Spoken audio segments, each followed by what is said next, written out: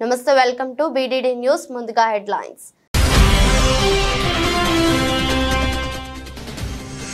ప్రధాని ఆయన నివాసంలో కలిసిన ఒలింపిక్స్ లో తలపడిన భారత బృందం ఈవెంట్ సందర్భంగా అథ్లెట్లకు ఎదురైన అనుభవాల గురించి తెలుసుకున్న ప్రధాని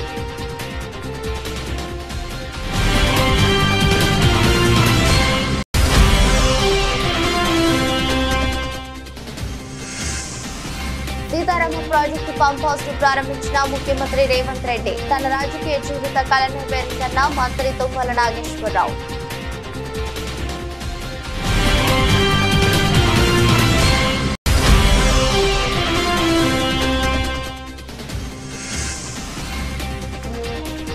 ఇస్రో మరో ఘనత నిప్పులు చిమ్ముతూ నెంగిలోకి దూసుకెళ్లిన SSLV-T3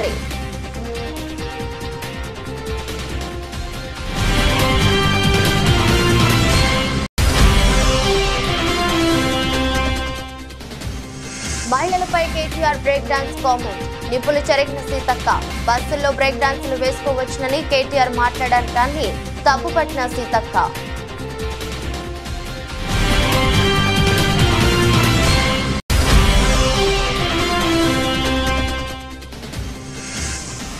విరాట్ కోహ్లీ రోహిత్ శర్మ దేశవాళీ మ్యాచ్లు ఆడాల్సిన అవసరం లేదు స్పష్టం చేసిన BCCI కార్యదర్శి జైషా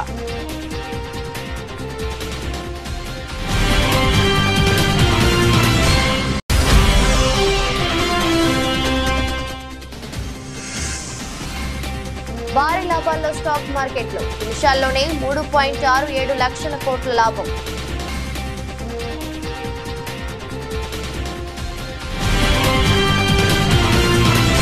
మా ప్రభుత్వం క్రీడా రంగానికి మద్దతు కొనసాగిస్తుంది అత్యున్నత క్రీడా సదుపాయాలు కల్పించేలా చర్యలు చేపడుతుందని ప్రధాని మోదీ తెలిపారు పాఠశాల ఒలింపిక్స్ లో తలపడిన భారత బృందం ప్రధానిని ఆయన నివాసంలో కలిసింది ఈ సందర్భంగా ప్రధాని వారిని అభినందించడంతో పాటు అథ్లెట్లతో ముచ్చటించారు పారిస్ ఒలింపిక్స్ లో దేశానికి ప్రాతినిధ్యం వహించిన క్రీడాకారులను కలుసుకోవడం అద్భుతంగా ఉంది ఆ మెగా ఈవెంట్ సందర్భంగా అథ్లెట్లకు ఎదురైన అనుభవాల గురించి తెలుసుకున్నానని ప్రధాని ఎక్స్ లో పేర్కొన్నారు ప్రపంచ అతిపెద్ద క్రీడా పోటీలను నిర్వహించే సత్తా భారత్ కు ఉందని ప్రధాని మోదీ నొక్కి చెప్పారు ఈ క్రమంలో 2036 ఒలింపిక్స్ నిర్వహణకు ఉన్న ఏ అవకాశాన్ని వదలబోమని ఎర్రకోట నుంచి చేసిన స్వాతంత్ర ప్రసంగంలో స్పష్టం చేశారు 2036 విశ్వ క్రీడలను నిర్వహించాలన్నది భారత్ స్వప్నం అందుకోసం మేము ఇప్పటికే చర్యలు ప్రారంభించామని గుర్తు చేశారు భారత్ తో పాటు సౌదీ అరేబియా ఖతార్ తుర్కియో 2036 ఒలింపిక్స్ నిర్వహణకు ప్రధానంగా పోటీ పడుతున్నాయి ఇక భారత్ నుంచి అహ్మదాబాద్ ఆతిథ్య నగరంగా రేసులో నిలిచింది ऐतिहासिक रहा है इस ओलंपिक्स में देश के लिए जो रिकॉर्ड्स बने वो देश के कोटि कोटि नौजवानों को प्रेरणा देंगे आप देखिए ओलंपिक्स के करीब 125 साल के इतिहास में ये मनु हमारी पहली बेटी ऐसी हैं जिसने भारतीय खिलाड़ी के रूप में इंडिविजुअल इवेंट में 2 मेडल जीते हैं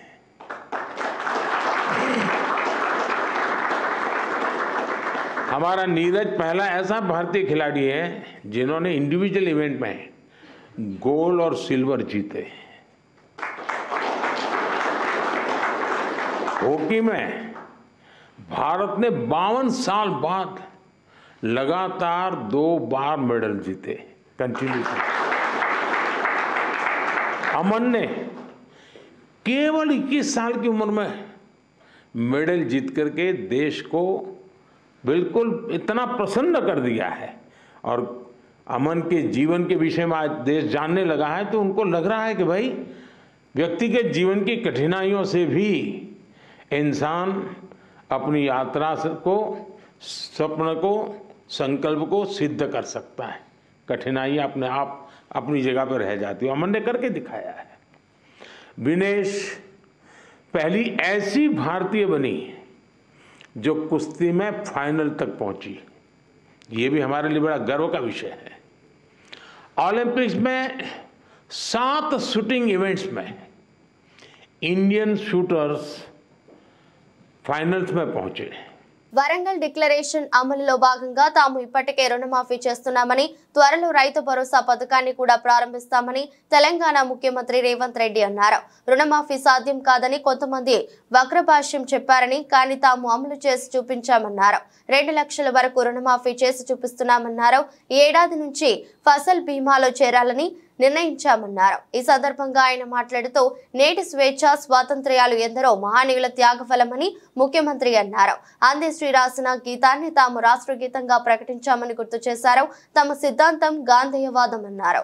స్ఫూర్తిగా ఈనాడు కాంగ్రెస్ పార్టీ మే 6, 2022 నాడు వరంగల్ గడ్డ మీద రైతు సంఘర్షణ సమితి ఏర్పాటు చేసి రైతు డిక్లరేషన్లో తెలంగాణ రాష్ట్ర రైతాంగానికి 2 లక్షల వరకు రైతు రుణమాఫీ చేస్తామని చెప్పి మన అభిమాన నాయకుడు శ్రీ రాహుల్ గాంధీ గారు ఇచ్చిన మాటకు తెలంగాణకు వచ్చి మనకు ఇచ్చిన గ్యారంటీకి కట్టుబడి 8 నెలలు తిరగకంటే ముందే తెలంగాణ రాష్ట్రంలో ఉన్న లక్షలాది మంది రైతాంగానికి 2 లక్షల రూపాయల రుణమాఫీ 31,000 కోట్ల రూపాయలను వారికి రుణ విముక్తులను చేసి బ్యాంకుల నుంచి వాళ్లకు స్వేచ్ఛను ప్రసాదించి నా తెలంగాణ రైతాంగం ఈనాడు తెలంగాణ రాష్ట్రంలో రుణ విముక్తులై స్వేచ్ఛా వాయువులు పీల్చుకునే విధంగా ఈనాడు కాంగ్రెస్ పార్టీ నిర్ణయం తీసుకున్నది. మిత్రులారా, ఆనాడు పార్లమెంట్ ఎన్నికల సందర్భంగా ఖమ్మం జిల్లాకు వచ్చినప్పుడు ఇదే గడ్డ మీద నుంచి ఆనాడు మీకు ఒక మాట చెప్పిన, రాబోయే పార్లమెంట్ ఎన్నికల్లో ఖమ్మం నుంచి రఘురామిరెడ్డిని, మహబూబాబాద్ నుంచి బలరాం నాయకును అత్యధికంగా మీరు గెలిపించండి, అత్యధిక మెజారిటీ ఇచ్చి వాళ్ళిద్దరిని పార్లమెంటుకు పంపించండి. భద్రాద్రి రామచంద్రుడు సాక్షిగా 15 ఆగస్టు లోపల తెలంగాణ రైతాంగానికి 2 లక్షల రూపాయల రుణమాఫీ చేస్తానే ఈ ఖమ్మం గడ్డ మీద నుంచే తెలంగాణ రైతాంగానికి ఆనాడు మాట ఇవ్వడం జరిగింది. మహిళలపై కేటీఆర్ అభ్యంతరకర వ్యాఖ్యలు చేశారంటూ మంత్రి సీతక్క మండిపడ్డారు. ఈ మేరకు ఆమె ఓ వీడియోను విడుదల చేశారు. ఆర్టీసీ బస్సుల్లో మహిళలు బ్రేక్ డాన్సులు, రికార్డింగ్ డాన్సులు వేసుకోవచ్చునంటూ మహిళల పట్ల కేటీఆర్ అవమానకరంగా మాట్లాడనున్నారు. ఆయనకు ఆడవాళ్లంటే గౌరవం లేకుండా పోయిందన్నారు. కాంగ్రెస్ ఇచ్చే ఉచిత పథకాల కోసం కక్కుర్తిపడి బ్రేక్ డాన్సులు చేస్తున్నారన్నట్లుగా మాట్లాడటం శోచనీయమన్నారు. గత 10 ఏళ్లలో హైదరాబాద్ నగరంలో క్లబ్లు, పబ్లు బ్రేక్ డాన్స్లను ఎంకరేజ్ చేసిన చరిత్ర మీదని విమర్శించారు. కానీ తాము మాత్రం మహిళలకు అన్ని రకాలుగా ప్రయోజనం కలిగించాలని ఉచిత బస్సు ప్రయాణ సౌకర్యం కల్పించామన్నారు. బస్సులో ఏదో సీటు ఖాళీగా ఉంటే ఇతరులకు ఎలాంటి ఇబ్బంది కలగకుండా బ్రేక్ డాన్సులు వేస్తే తప్పేమిటని ప్రశ్నించారు. ఈరోజు ఉచిత బస్సు ప్రయాణంలో మరి దాని గురించి మాట్లాడుతూ కేటీఆర్ గారు మాట్లాడినటువంటి తీరు అత్యంత జుగుప్సాకరంగా, అసహ్యంగా కూడా మహిళల పట్ల అగౌరవంగా మాట్లాడినటువంటి తీరును మేము తీవ్రంగా ఖండిస్తా ఉన్నాం. ముఖ్యంగా వారి వ్యాఖ్యలు ఎట్లున్నాయంటే గుమ్మడికాయ దొంగలంటే భుజాలు బిసుకున్నట్టుగా ఉంది.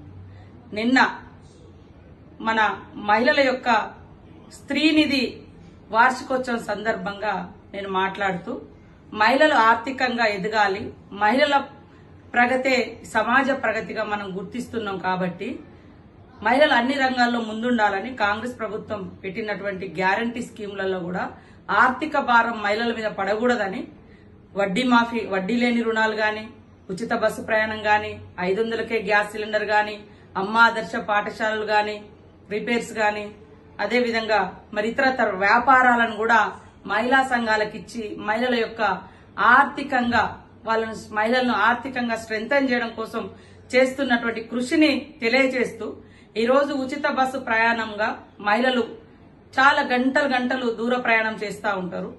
ఈ ప్రయాణం ద్వారా వారిని కొంతమంది హాస్యాస్పదంగా మాట్లాడుతున్నారు. కేవలం ఉచిత బస్సు ప్రయాణం ఉంది కాబట్టి ఇష్టం ఉన్నట్టుగా మరి ప్రయాణాలు చేస్తున్నారు, చెడిపోతున్నారని కొంతమంది ప్రత్యేకంగా వీడియోలు తీసి పెడుతున్నారు. ఇది ఎంతవరకు కరెక్ట్ అని మాట్లాడడం జరిగింది. అదే టైంలో సరే 100 కిలోమీటర్లు నేను గుర్తు చేసిన కూడా ఆదిలాబాద్ నుంచి హైదరాబాదు లేదా వరంగల్ నుంచి హైదరాబాదు ఇట్లాంటి క్రమంలో వాళ్ళు ఏదైనా మార్కెట్లో కొనుక్కొని ఇంటికి పోయేసరికి పొద్దుపోతుంది, చీకటి అవుతుంది, మళ్ళీ అదే పని కదా అనుకొని వాళ్ళ బ్యాగులో ఉన్నది వాళ్ళు కూర్చున్న సీట్ కాడనే ఎల్లిపాయలు ఊడ్చుకుంటున్నారు, లేకుంటే ఏదో కుట్టుకున్నారు, ఏదో వాళ్ళు ఉన్న సీట్ కాడ వాళ్ళు ఏదో పని చేస్తారు. క్రమశిక్షణగా బస్సులలో ప్రయాణం చేయండి. ముఖ్యమంత్రి రేవంత్ రెడ్డి భద్రాద్రి కొత్తగూడెం జిల్లాలోని పూసుగూడెంలో సీతారామ ప్రాజెక్టు 2వ పంప్ హౌస్ ను ప్రారంభించారు. ఆ తర్వాత ఈ ప్రాజెక్టు పైలాన్ ను ఆవిష్కరించారు. ఈ కార్యక్రమంలో జిల్లాకు చెందిన మంత్రులు తుమ్మల నాగేశ్వరరావు, పొంగులేటి శ్రీనివాసరెడ్డితో పాటు మంత్రి ఉత్తమ్ కుమార్ రెడ్డి పాల్గొన్నారు.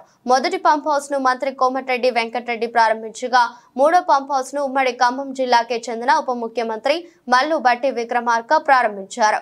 సీతారామ ప్రాజెక్టు ప్రారంభోత్సవంతో తన రాజకీయ కళ నెరవేరిందని మంత్రి తుమ్మల నాగేశ్వరరావు అన్నారు. ఈ ప్రాజెక్టు కోసం నాటి పీఆర్ఎస్ ప్రభుత్వం 8,000 కోట్లు ఖర్చు చేసిందన్నారు. పంప్ హౌస్ మోటార్లు పాడవకుండా ఉండేందుకు తమ ప్రభుత్వం చర్యలు తీసుకుందన్నారు. స్వాతంత్ర దినోత్సవ వేడుకల బిజీ షెడ్యూల్లోనూ ముఖ్యమంత్రి ఈ ప్రాజెక్టు ప్రారంభోత్సవం కోసం వచ్చారన్నారు. తెలంగాణ సచివాలయం ముందు కాంగ్రెస్ ప్రభుత్వం రాజీవ్ గాంధీ విగ్రహం ఏర్పాటు చేసింది. రాజీవ్ గాంధీ విగ్రహ ప్రాంగణాన్ని మంత్రులు పొన్నం ప్రభాకర్, పొంగులేటి శ్రీనివాసరెడ్డి, ముఖ్యమంత్రులు సలహాదారులు వేం నరేందర్ రెడ్డి, ఎమ్మెల్సీ మహేష్ కుమార్ గౌడ్ తదితరులు పరిశీలించారు. ఈ నెల 20వ తేదీ మాజీ ప్రధాని రాజీవ్ గాంధీ జయంతి సందర్భంగా సచివాలయం ముందు ఏర్పాటు చేస్తున్న రాజీవ్ గాంధీ విగ్రహావిష్కరణ ఉండటంతో మంత్రులు పనులను పరిశీలించారు.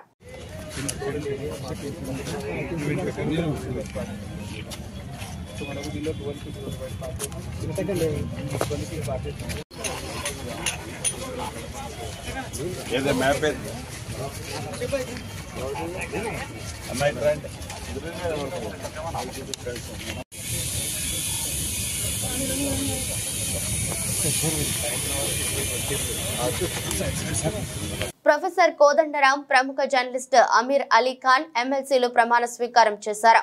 శాసన మండలిలోని తన ఛాంబర్లో కౌన్సిల్ చైర్మన్ గుత్తా సుఖేందర్ రెడ్డి ఇరువురితో ప్రమాణం చేయించారు. ఈ కార్యక్రమంలో మంత్రులు పొన్నం ప్రభాకర్, పొంగులేటి శ్రీనివాసరెడ్డి, ప్రభుత్వ సలహాదారులు వేం నరేందర్ రెడ్డి, ప్రభుత్వ విప్ బిర్లా ఐలయ్య, ఎమ్మెల్సీ మహేష్ గౌడ్, కాంగ్రెస్ నాయకులు పాల్గొన్నారు. ఈ సందర్భంగా నూతన ఎమ్మెల్సీలకు మంత్రులు అభినందనలు తెలియజేశారు. అసెంబ్లీ కార్యదర్శి వారికి రూల్ బుక్ అందజేశారు. అనంతరం ప్రొఫెసర్ కోదండరాం మీడియాతో మాట్లాడుతూ ఎమ్మెల్సీగా అవకాశం ఇచ్చిన ముఖ్యమంత్రికి, గవర్నర్ మండలి చైర్మన్ కు కృతజ్ఞతలు తెలిపారు. తాను ఎమ్మెల్సీగా కావడంతో ఉద్యమకారులు సంతోషంగా ఉన్నారని చెప్పారు. ఎమ్మెల్సీ కావడం అదనపు బాధ్యత మాత్రమేనని భావిస్తున్నానని తెలిపారు. ఉద్యమకారులు అమరవీరుల ఆంక్షల మేరకు పనిచేస్తానని వెల్లడించారు. అనేక మంది బలిదానాలు చేయడం వల్లే తాము ఈ స్థానంలో ఉన్నామన్నారు.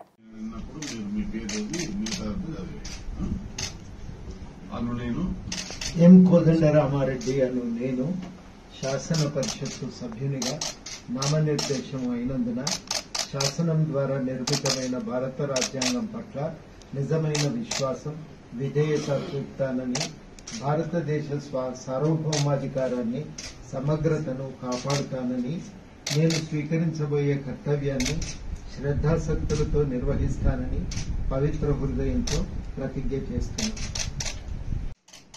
मैं आमिर अली खान, जिसे कानून साज असेंबली का रुकन नामजद किया गया है, अल्लाह के नाम से हलफ लेता हूँ कि मैं कानून की रौ से राइज दस्तूर हिंद का वफादार और फर्माबरदार रहूँगा, हिंदुस्तान के इक़्तिदार आला और इसकी सालमियत को बरकरार रखूँगा और इस फर्ज मनसबी को जो मुझे तफवीज़ किया जाने वाला है पूरी दयानतदारी से अंजाम दूँगा।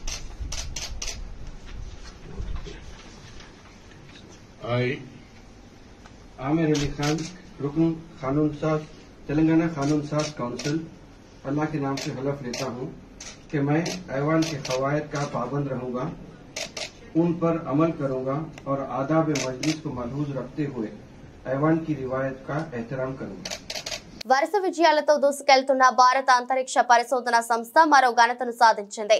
శ్రీహరికోటలోని షార్ అంతరిక్ష ప్రయోగ కేంద్రం నుంచి SSLV-D3ని విజయవంతంగా నింగిలోకి పంపింది. ఈ రాకెట్ ద్వారా 175 కిలోల EOS-8 ఉపగ్రహాన్ని నిర్ణీత కక్షలోకి ప్రవేశపెట్టింది. విపత్తుల సమయంలో ఈ ఉపగ్రహం కీలక సమాచారాన్ని పంపిస్తుంది. ప్రకృతి విపత్తులతో పాటు అగ్ని పర్వతాలను కూడా ఈ శాటిలైట్ పర్యవేక్షిస్తుంది. మొత్తం 17 నిమిషాల పాటు రాకెట్ ప్రయోగం కొనసాగింది. చేపట్టనుంది. ఈఓఎస్ శాటిలైట్ ను యుఆర్ఆవ్ శాటిలైట్ సెంటర్ లో అభివృద్ధి చేశారు. ఈ ఉపగ్రహంలో ఉండే electro optical infrared payload mid wave, long wave infrared లో చిత్రాలను తీస్తుంది. ఈ శాటిలైట్ పంపించే సమాచారం విపత్తు నిర్వహణలో ఎంతో ఉపయోగపడుతుందని ఇస్రో శాస్త్రవేత్తలు తెలిపారు. ఈ ఉపగ్రహం ఏడాది పాటు పనిచేస్తోంది. రేవంత్ రెడ్డి నిన్న ఖమ్మం వచ్చి పిచ్చి పిచ్చిగా మాట్లాడారంటూ ఎమ్మెల్సీ తాతా మధు ఆగ్రహం వ్యక్తం చేశారు. అసలు సీతారామ ప్రాజెక్టు గురించి రేవంత్ రెడ్డికి ఏమైనా తెలుసా? సీతారామ ప్రాజెక్టు రేవంత్ రెడ్డి కట్టించాడని ప్రశ్నించారు. నోరుంది కదా, మైకుంది కదా అని ఇష్టం వచ్చినట్లు మాట్లాడితే జనం తిరగబడతారన్నారు. ప్రతిపక్షంలో ఉన్నప్పుడు ఈ రాష్ట్రంలో డెమోక్రసీ లేదని చెప్పి గొంతు చించుకున్నారు. మరి నిన్న ఖమ్మంలో బీఆర్ఎస్, సిపిఐ, సిపిఎం నాయకులను ముందస్తు అరెస్టు చేయడం, లాఠీ చార్జ్ చేయడం ఎందుకు చేశారని నిలదీశారు. నిన్న ఖమ్మం వచ్చాడు, పిచ్చి పిచ్చిగా మాట్లాడతాడు. ఆయన ఏదో కట్టించినట్టు సీతారామకి, ఆయన ఫండ్స్ ఇచ్చినట్టు. నీకు తెలుసా అసలు సీతారామ గురించి? ఆడ మంత్రులు చాలా మంది చాలా విషయాలు మాట్లాడు. ఏమై నోరుంది కదా, మైక్ ఉంది కదా, ఇష్టం వచ్చేట్టు మాట్లాడతా అంటే కొద్ది రోజులు భరిస్తారు, తర్వాత జనం తిరగబడతారు. అంత ఈజీగా ఏముండదు.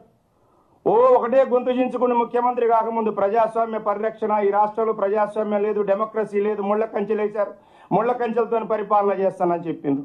నువ్వు నిన్నేం చేసినావు?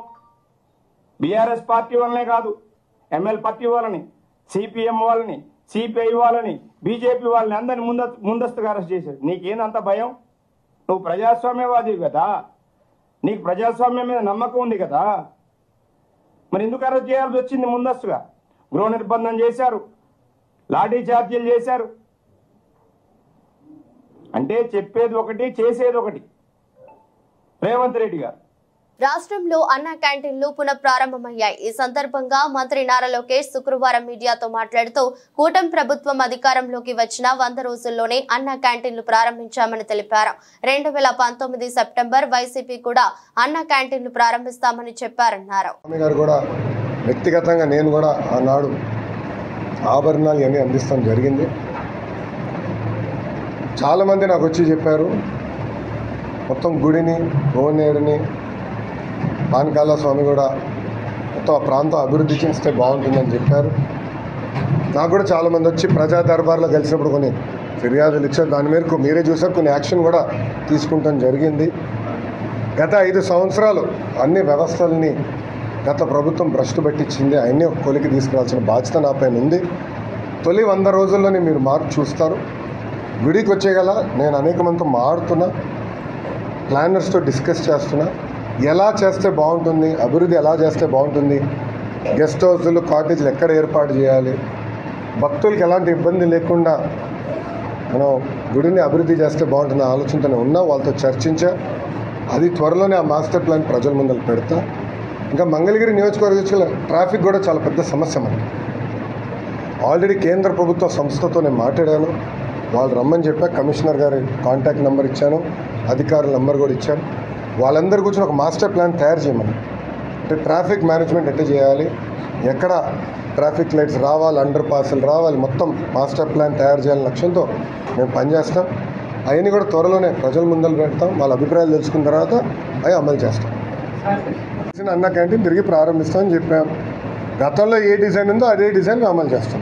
మహిళలు ఆర్టీసీ బస్సులలో బ్రేక్ డాన్సులు చేయాలని అనుచిత వ్యాఖ్యలు చేసిన కేటీఆర్ మహిళలకు బహిరంగ క్షమాపణ తెలియజేయాలని కేటీఆర్ దిష్టిబొమ్మ దహనం చేసిన పోచారం మున్సిపల్ కాంగ్రెస్ పార్టీ అధ్యక్షుడు సింగిరెడ్డి శ్రీనివాస్ రెడ్డి ఆధ్వర్యంలో పోచారం మున్సిపల్ పరిధిలోని ఎన్టీపీసీ చౌరస్తాలో కేటీఆర్ దిష్టిబొమ్మను దహనం చేసిన కాంగ్రెస్ కార్యకర్తలు. ఈ సందర్భంగా శ్రీనివాస్ రెడ్డి మాట్లాడుతూ కాంగ్రెస్ ప్రభుత్వం చేపట్టిన గ్యారంటీ పథకాలను అమలు చేస్తున్నారు.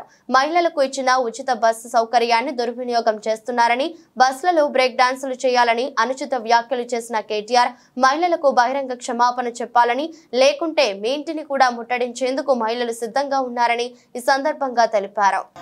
నిన్న ప్రెస్ మీట్ లో కేటీఆర్ గారు ప్రెస్ మీట్లో ఆడవాళ్ళ గురించి అసభ్యంగా మాట్లాడడం, అందరికీ ఉన్నారు, ఈ సమాజమే ఆడకూతురుతో నడుస్తుంది, అలాగే మీ ఇంట్లో ఉన్నారు, ఇట్లా మేము అన్యాయాలతో మేము చేయలేదు.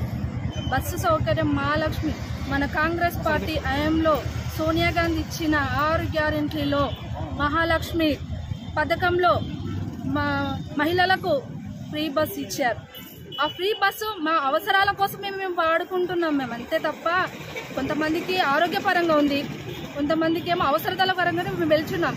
నువ్వు మాట్లాడే మాటలు ఎలా ఉందంటే మేము ఇంట్లో పని చేతగాక మేము బస్సులో ఎక్కి మేము ఇవన్నీ చేస్తున్నామని నువ్వు అట్లా మాట్లాడడం ఎంతమంది మంచిది కాదు. మీరు జాగ్రత్తగా మాట్లాడు. ప్రెస్ మీట్కి వచ్చినప్పుడు మీరు మీ పార్టీ గురించి కానీ మీరు ఆపోజిట్లో ఉన్నారు, మీరు మాట్లాడండి, కానీ వ్యక్తిగతంగా ఆడవాళ్ళని మాత్రం మీరు తీసుకోకూడదు. మా పైన మీరు మాట్లాడే మొన్న సబితకంతో మాట్లాడింది వేరు, ఈరోజు మా అమ్మల్ని మీ ఆర్టీసీ బస్ ఎక్కి మీ అవసరాల కోసం వాడుకుంటున్నారు, బ్రేక్ డాన్సులు చేయొచ్చు అంటే ఇది ఎంతవరకు కరెక్ట్? ఇది మాట్లాడచ్చా? మీరు ఒక హోదాలో ఉండి ఒక ఆపోజిట్ లో పార్టీలో ఉండి మీరు ఈ మాట ఎంతవరకు కరెక్ట్? మీరు మాట్లాడు, మీ గుండె మీద చేసుకొని చెప్పండి. నిన్న చేసిన అనిశ్చిత వ్యాఖ్యలను వెంబడే ఉపసంహరించుకోవాలి. మహిళల పట్ల ఇంత అసభ్యకరంగా మాట్లాడడం మంచి పద్ధతి కాదు.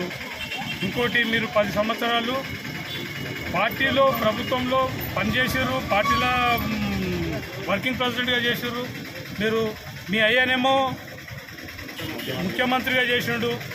మీకు అవగాహన ఉండాలి మహిళల పట్ల ఎట్లా మాట్లాడాలి, ఎట్లా ఉండాలని చెప్పేసి. కాంగ్రెస్ పార్టీ ఇచ్చిన గ్యారంటీలను అమలు చేసుకుంటూ మంచిగా నడిపిస్తుంటే ఓర్వలేక మా ప్రభుత్వం మీద మమ్ములను మీరు ఇష్టారాజ్యంగా రోజు ఇట్లా చేయడం అనేది తప్పు. మీరు ఇచ్చిన ఒక్కటి కూడా నెరవేర్చిరా? ఉచిత దళితులకు 2 ఎకరాల భూమి చెప్పిర్రు, మీరు చేయకపోను మళ్ళా కాంగ్రెస్ ప్రభుత్వము ఏ మాట చెప్పినా కానీ ఆ మాట ఖచ్చితంగా నిలబెట్టుకుంటుంది. కాంగ్రెస్ ప్రభుత్వం ఖచ్చితంగా అమలు చేస్తుంటే మీరు ఓర్వలేక, ప్రభుత్వం మంచిగా నడిపిస్తుంటే ఓర్వలేక మీరు అనుచిత వ్యాఖ్యలు చేయడము అది మంచి పద్ధతి కాదు. మహిళా మనులు వెళ్తే మిమ్మల్ని చెప్పు తీసుకొని కొడతారు, అది కరెక్ట్ అయిన పద్ధతి కాదు. పశ్చిమ బెంగాల్ రాజధాని కోల్కతాలోని ఆర్జీకర్ మెడికల్ కాలేజీలో ట్రైనీ వైద్యురాలిపై అత్యాచారం, హత్య ఘటనపై దేశవ్యాప్తంగా నిరసనలు వెల్లువెత్తుతున్నాయి. ఈ ఘటనను నిరసిస్తూ దేశంలోని పలు ఆసుపత్రుల్లో జూనియర్ డాక్టర్లు ఆందోళన వ్యక్తం చేస్తున్నారు. నిందితుడిని వెంటనే ఉరితీయాలని పట్టుబడుతున్నారు. ఇవాళ అసోం రాజధాని గువాహటిలో కూడా గౌహతి మెడికల్ కాలేజీకి చెందిన జూడాలు ఆందోళనకు దిగారు. We want justice, hang the rapist అంటూ నినాదాలు చేశారు. ప్రభుత్వ భూముల్లో అక్రమణలను తొలగించడం, చెరువులను రక్షించడంతో పాటు విపత్కర పరిస్థితుల్లో నగరానికి అండగా ఉండేందుకు CM Revanth Reddy Hyderabad disaster management and asset protection ఏజెన్సీను తీసుకువచ్చారు. ఇప్పుడు ఈ సంస్థ కబ్జాదారులను వణికిస్తోంది. నగరంలో నిత్యం ఎక్కడో ఒక చోట అక్రమణలను తొలగించడం చేస్తోంది. దీంతో కొందరు ప్రజా ప్రతినిధులు దీనిపై కన్నెర చేస్తున్నట్లు తెలుస్తోంది. ఈ సంస్థను రద్దు చేయాలంటూ కొంతమంది స్థానిక ప్రజా ప్రతినిధులు, ఒకరిద్దరు ఎమ్మెల్యేలు సైతం డిమాండ్ చేసినట్లు సమాచారం. దీంతో ఇప్పుడు ఈ సంస్థపై సీఎం ఎలాంటి నిర్ణయం తీసుకుంటారనేది సస్పెన్స్ గా మారింది. సీనియర్ ఐపీఎస్ అధికారి ఏవి రంగనాథ్ చీఫ్ గా సుమారు 3000 మంది అధికారులు సిబ్బందితో నెల కిందట హైడ్రా ఏర్పాటైంది. ఇప్పటికే సుమారు 20 చెరువుల్లో అక్రమణలు తొలగించింది. అలాగే సుమారు 100 ఎకరాలకు పైగా ప్రభుత్వ భూములను స్వాధీనం చేసుకుంది. ఇలా ఏర్పాటైన నెల రోజుల వ్యవధిలోనే తన ఉనికి చాటుకుంది సంస్థ.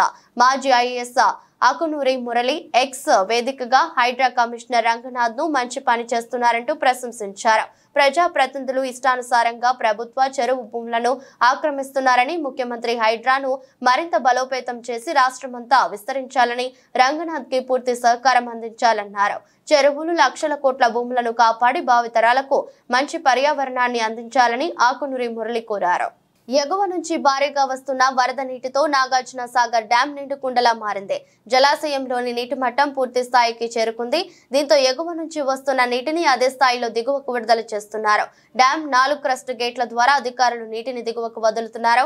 ప్రస్తుతం డ్యాం ఇన్ఫ్లో, అవుట్ఫ్లో రెండు 79,528 క్యూసెక్కులుగా ఉంది. సాగర్ పూర్తి స్థాయి నీటి మట్టం 590 అడుగులు కాగా ప్రస్తుత నీటి మట్టం 590 అడుగుల వద్ద కొనసాగుతుంది. పూర్తి స్థాయి నీటి నిల్వ సామర్థ్యం 312.50 టీఎంసీలు కాగా ప్రస్తుత నిల్వ 312 టీఎంసీలుగా ఉంది. జాతీయ జట్టు తరపున ఆడుతున్న ప్రముఖ క్రికెటర్లు కూడా దేశవాళీ మ్యాచ్లు ఆడాలని బీసీసీఐ కరాఖండిగా చెబుతోంది. ఈ మేరకు ఎప్పటి నుంచో ఒత్తిడి తీసుకొస్తుంది. దేశవాళీ ట్రోఫీలకు దూరంగా ఉంటున్న క్రికెటర్లకు కాంట్రాక్టులు కూడా ఇవ్వకూడదని నిర్ణయం తీసుకుంది. ఇషాన్ కిషన్, శ్రేయాస్ అయ్యర్ విషయంలో ఇదే జరిగింది. ఈ నేపథ్యంలో వచ్చే నెల 5 నుంచి ఆరంభం కానున్న దులీప్ ట్రోఫీలో భారతీయ జట్టుకు ప్రాతినిధ్యం వహిస్తున్న పలువురు క్రికెటర్లు బరిలోకి దిగుతున్నారు. అయితే విరాట్ కోహ్లీ, రోహిత్ శర్మ మాత్రం ఆడే అవకాశం కనిపించడం లేదు. దులీప్ ట్రోఫీలో రోహిత్ శర్మ, విరాట్ కోహ్లీ ఆడకపోవడం గురించి బీసీసీఐ కార్యదర్శి జైషా స్పందించారు. రోహిత్, కోహ్లీ వంటి ఆటగాళ్లను దులీప్ ట్రోఫీలో ఆడాల్సిందిగా ఒత్తిడి చేయలేం, వాళ్లకు గాయాలయ్యే ప్రమాదం ఉంది.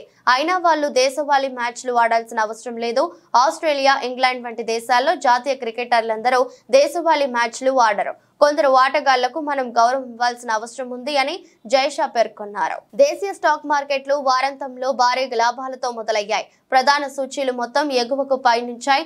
ఈ నేపథ్యంలో ఉదయం 9:30 సెన్సెక్స్ మంచి ఓపెనింగ్ కనబరిచి 593.67 పాయింట్లు పెరిగి 79,699.55 వద్ద ట్రేడ్ అయింది.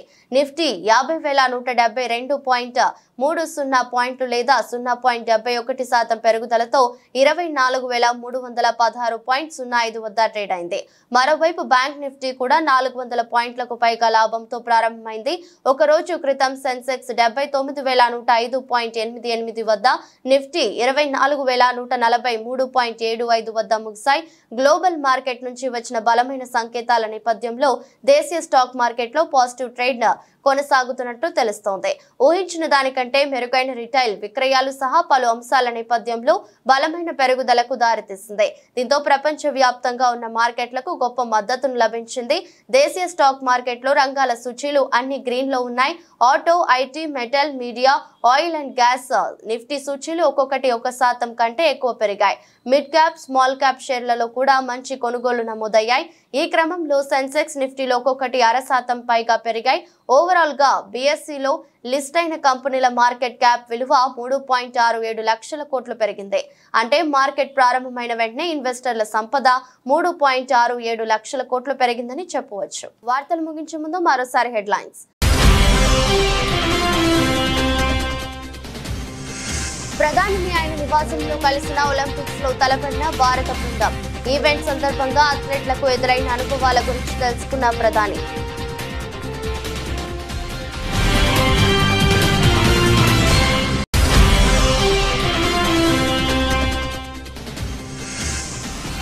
సీతారామ ప్రాజెక్టు పంప్ హౌస్ ను ప్రారంభించిన ముఖ్యమంత్రి రేవంత్ రెడ్డి. తన రాజకీయ జీవిత కళను నెరవేర్చన్న మంత్రి తుమ్మల నాగేశ్వరరావు.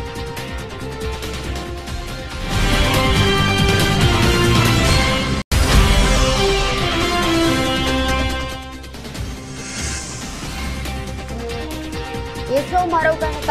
నిప్పులు చిమ్ముతూ నెంగిలోకి దూసుకెళ్లిన SSLV D3.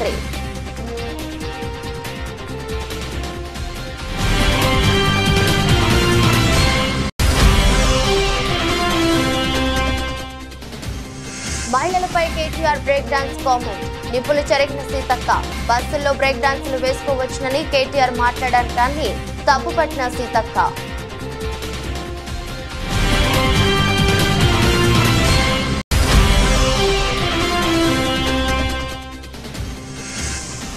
విరాట్ కోహ్లీ, రోహిత్ శర్మ దేశవాళీ మ్యాచ్లు ఆడాల్సిన అవసరం లేదు, స్పష్టం చేసిన బీసీసీఐ కార్యదర్శి జైషా.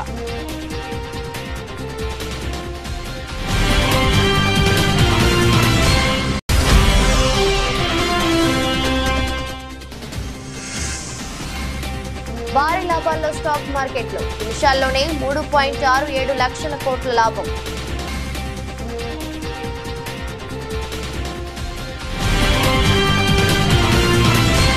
ఇది రోజు బులెటిన్. మరో బులెటిన్లో మళ్ళీ కలుద్దాం. అంతవరకు సెలవు. నమస్కారం.